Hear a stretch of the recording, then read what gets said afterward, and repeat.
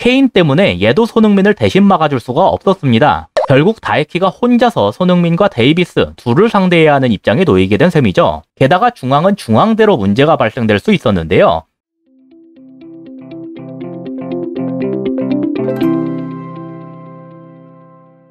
안녕하세요, 축구보는 기자입니다. 토트넘에 드디어 콘테 감독이 부임했는데요. 첫 경기인 비테스전에서 무려 3골을 터뜨리며 지금까지와는 확 달라진 공격력을 보여줬습니다. 그리고 그 중심 중에 하나에 손흥민 선수가 있었는데요. 그래서 오늘은 콘테 감독 아래에서 토트넘이 바뀐 점과 손흥민 선수가 맡은 역할에 대해 분석해봤습니다. 이날 토트넘은 3-4-3으로 소개됐지만 좀 더 정확히는 3-4-2-1에 가까운 모습이었는데요. 손흥민과 모우라를 좌우측 공미라고 보는 편이 더 자연스러웠습니다. 손흥민은 보통 윙어로 분류되는 선수였지만 아마 콘테 감독의 3백 아래에선 이제 측면을 전문적으로 담당하는 일이 없지 않을까 싶습니다. 공격 시엔 윙백이 아예 높게 올라가서 얘들이 측면을 맡아주게 되거든요. 손흥민과 모우라는 중앙 부근에 위치하면서 중원에서의 숫자 싸움을 도와줬는데요. 그래서 이렇게 토트넘이 중원에만 4명을 둔 효과를 볼 수 있었어요. 전방 선수가 이렇게까지 내려와도 상대 센터백들 중에서 하나가 붙어줄 수는 없었는데요. 윙백들이 좌우측에 아주 넓게 퍼져 있고 그 중간에 케인이 있기 때문에 만약 이렇게 센터백이 올라왔다간 케인 같은 선수가 냅다 침투할 수 있었거든요. 덕분에 토트넘은 이론상으론 중원 숫자 싸움을 꽤 유리하게 가져갈 수 있었는데요.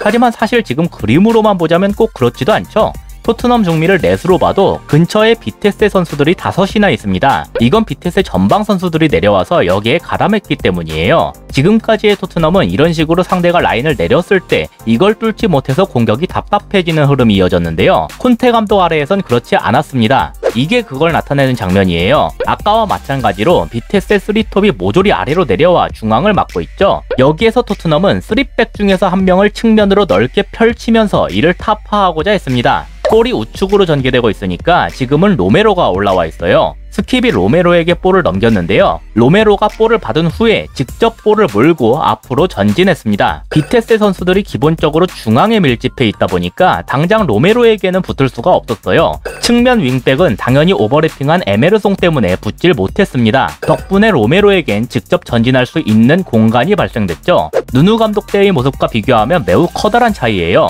이건 지난 메뉴전 리뷰에서 제가 다뤘던 내용인데요. 이때 누누 감독은 좌우측 센터백의 측면 전진을 활용하지 않으면서 이런 식으로 선수들을 위치시켰습니다. 메뉴 수비들이 잔뜩 밀집한 곳으로 선수들을 우겨 넣었다는 점이 문제라고 지적했죠. 이어서 만약 센터백을 넓게 벌린 다음 측면으로 전진시켰다면 상대의 수비들을 한쪽 측면에 쏠리게끔 만들면서 반대편에 오버래핑한 윙백에게 한 번에 넘기는 식의 전개를 노리기도 편했을 거라 했는데요. 아까 말씀드렸던 장면에서 거의 그대로 나타났습니다. 이 장면에서 로메로가 볼을 받은 후에 직접 전진을 했다고 말씀드렸죠. 이게 그 직후의 상황인데요. 비테세 선수들이 볼을 받고 전진하는 로메로를 막기 위해서 토트넘 기준 오른쪽으로 전체적인 움직임을 가져갔는데요. 보시면 비테세 선수 10명이 모조리 이쪽에 몰린 걸 알 수 있습니다. 여기에서 볼을 받은 호이비에르가 냅다 반대편으로 크게 방향을 전환하는 패스를 보냈어요.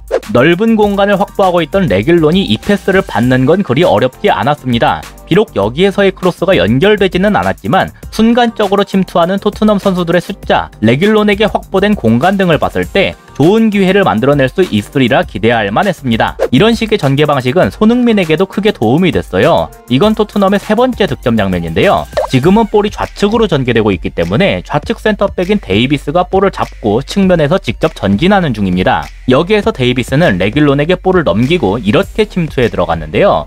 레길론의 전술적 마크맨인 상대의 윙백 다사가 끌려 나왔기 때문에 그 하프 스페이스를 직접 노린 것으로 보입니다. 레길론이 볼을 받으니까 우측 윙어인 프레데릭센이 이렇게 붙었는데요.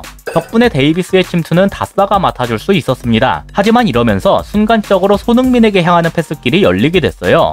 레길론이 손흥민에게 패스했고 손흥민이 이걸 다시 후방으로 한 차례 넘겨줬습니다. 볼이 이렇게 뒤로 가니까 다시 비테세 선수들이 앞으로 전진하기 시작했어요. 특히 여기에 있는 이 둘이 아까 손흥민 근처에 있었던 비테세 중미들인 베로와 트론스타드라는 점이 중요했는데요. 본래라면 베로 자리에 윙어인 프레데릭센이 있어야 했지만 아까 말씀드렸다시피 프레데릭센은 레길론을 마크하느라 내려가 있었습니다. 그래서 지금 이렇게 중미 중에 하나인 베로가 호이비에르 쪽으로 올라가게 된 거죠.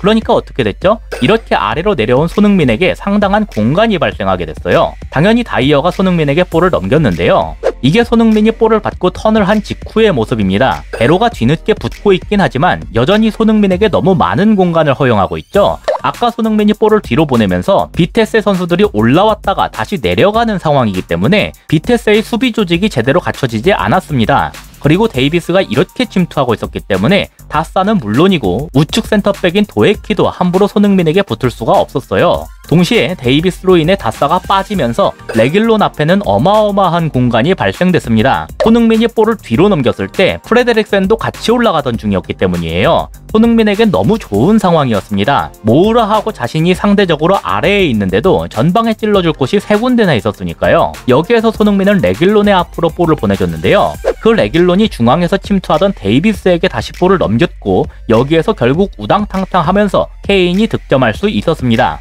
이렇게만 보면 마치 얘네가 3톱인 것처럼 보일 정도네요. 결과적으로 이건 측면 센터백에게 적극적인 전진을 주문하고 손흥민을 좌측 공미처럼 활용한 콘테 감독의 전술이 잘 맞아떨어진 덕이라고 볼 수 있겠습니다. 근데 이번 장면만 놓고 보면 이런 우려가 들 수 있는데요. 비록 손흥민이 좋은 기점 역할을 해냈지만 이렇게 쓴다면 직접 공격 포인트를 올리긴 조금 어렵지 않을까? 근데 꼭 그렇지도 않습니다. 오히려 더 좋아졌다고 볼 수 있는데요. 지금 장면에선 데이비스가 볼을 잡고 있는데 레길론까지 후방에 있기 때문에 당장은 토트넘 기준 좌측 전방에 아무도 없는 셈이 됐습니다. 게다가 레길론이 후방에 있으니까 윙백인 다사도 방해하러 같이 올라와 있네요.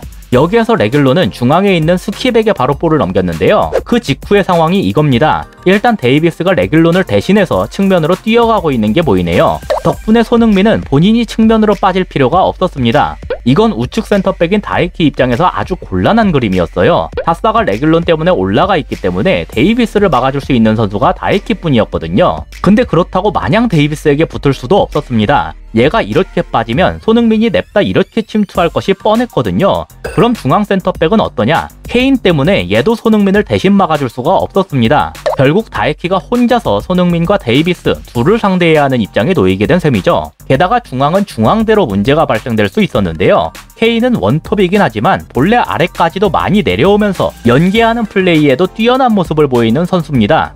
여기에서 케인이 내려가는 모션을 취하면 중앙 센터백 입장에선 순간적으로라도 끌려 나오기 마련인데요. 이럴 경우에 손흥민이 그 배후 공간을 침투하는 역할을 맡게 됩니다. 케인이 공미처럼 되고 손흥민이 원톱처럼 되는 거죠. 만약 이런 상황에서 데이비스가 침투하는 것이 아니라 손흥민이 직접 측면으로 가야 했다면 이런 그림은 나오지 못했을 겁니다. 따라서 가급적 손흥민을 중앙 부근에 계속해서 위치시키면서 측면을 데이비스와 레길론에게 맡기는 이런 형태의 운영은 손흥민 자신이 공격 포인트를 올리기에도 훨씬 긍정적인 면이 많다고 할 수 있겠죠. 이렇게 토트넘이 지금까지와는 확 달라진 공격력의 이유와 거기에서 나타난 손흥민의 역할에 대해 다뤄봤는데요. 비록 수비에서 불안한 모습을 보이긴 했지만 콘테 감독이 아직 제대로 훈련을 진행하지 않은 상황에서 벌써부터 이만큼의 모습을 보였다는 점에서 이미 상당한 기대감을 충족시켰다고 생각합니다. 최근 맨날 토트넘 경기 내용에 대해 좋지 않은 부분들만 다뤘었는데 이제야 좀 좋은 부분들을 다룰 수 있어 저도 기쁘네요.